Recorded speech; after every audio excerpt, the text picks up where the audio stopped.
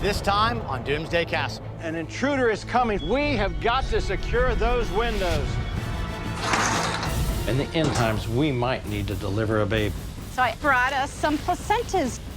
Making me sick right now. We need to get this thing out of there. Bam! Dynamite. Oh my. Building this garden is gonna be a blast. 3, 2, 1.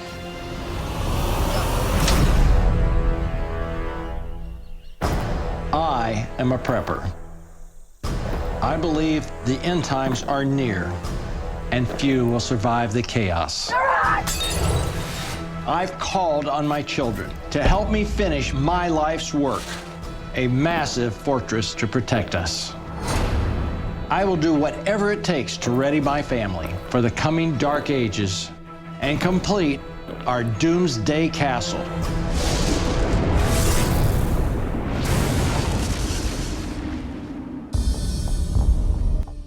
This is the garden? Yep.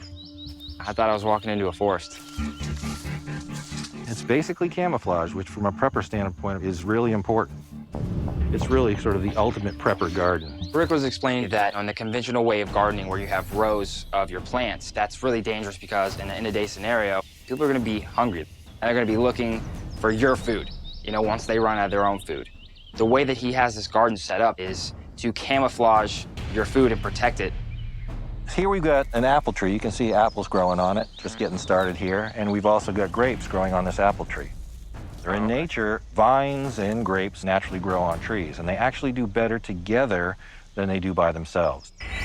These produce 7 times more fruit than grapes that we have growing on trellises. Well, I don't know if I can do something like this. This is a lot. Just start one plant at a time. We're putting plants in here that are gonna last for a lifetime. So this isn't as simple as just taking a shovel and planting your annual vegetables that you'd buy at a grocery store. You start with your tallest tree, so your fruit or nut tree, and then around that, you've got your berry bushes, and then you've got your herb layer, your medicinal herbs and your cooking herbs, and then around that, you've got your ground cover layer, which can be anything from clover to strawberries.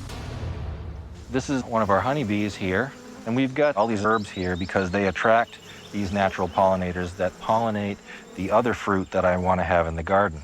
It also attracts the predatory wasps, which will actually kill the bad bugs that you don't want to have on your plants. It's really a natural pesticide, and in the end of days, you won't be able to buy pesticide anyway. So if you've got these plants in place, you don't have to worry about that. Wow, so everything really works together. Yep, that's what it's all about. Now, I came into this thing thinking that gardening was just planting flowers, but I realize now that this survival garden, it's no joke. So here are the concentric circles. This thing is what's going to provide my family with food in the end of times. So I'm gonna go home and I'm gonna build this thing. So Rick just showed up. We're just gonna start building the garden. You got some plants for me? I got some really good ones. Even have some plants with some fruit on them already, so.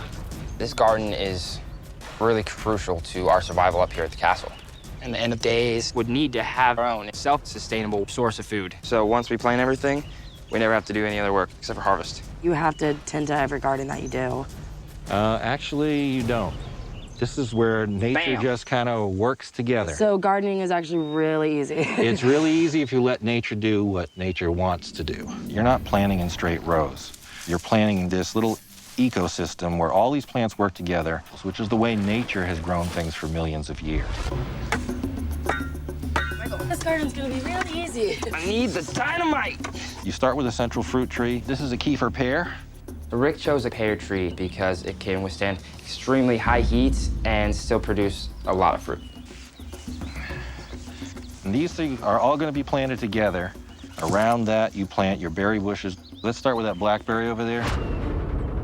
You can use blackberries as a perimeter fence. They're full of thorns and keep out both four-legged and two-legged pests. This is the only hard part. Yeah. Digging the holes. We only gotta do this once, right? That's a Siberian pea shrub. That'll actually add nitrogen back to the soil. All right, here's our grape. A scuppernong makes really good wine and really good jellies. And then around that, you've got our medicinal herbs and your cooking herbs. Now in front, we're gonna put the comfrey, which is that little plant right there. You can actually use it as a compress on a wound. So if you ever got shot, you could use that to stop the bleeding. So we have wine, We have medicine and we have food. I'm just gonna live in the garden. Screw the castle. I'm just gonna come and sleep in the garden. Okay. All we need to do now is add some fresh water to it.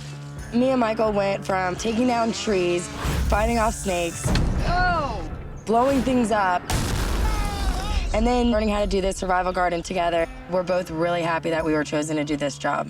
My dad challenged me to build a garden. I went into it thinking I'm not happy about it, but at least it'll be easy.